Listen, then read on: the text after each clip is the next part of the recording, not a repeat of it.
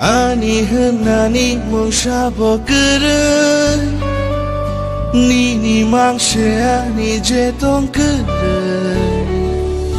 Ani beba tong maro Rung maro te shi maro Omoro beba nini jare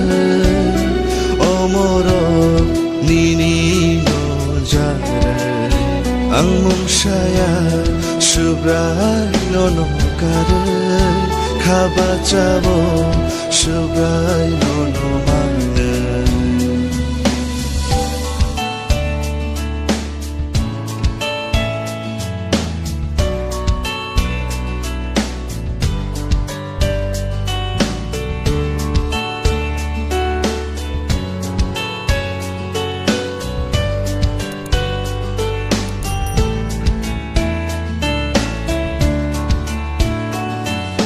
Nang ma beba nang ano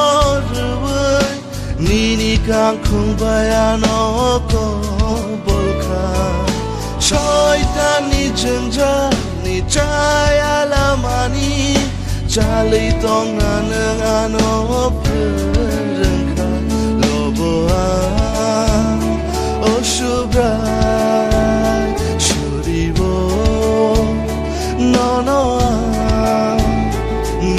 Kang không bay mang tới đâu lời tông đi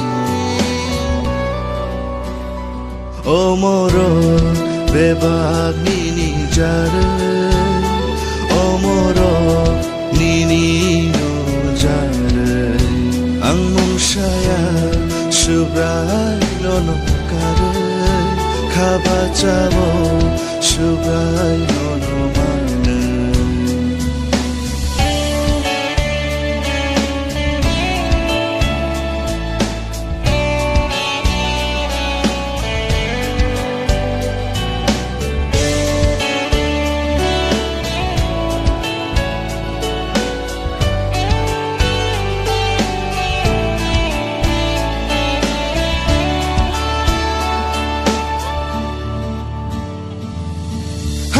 Ya jorawo, ani belma jorawo, ani panenggayano jobreka. Polani cobawo, lenggayang tongpuru, nini pan bay nengano rakdeka. Loboan, o shubray, shuribo, Nini kang không bay mang tới đâu lời tông đi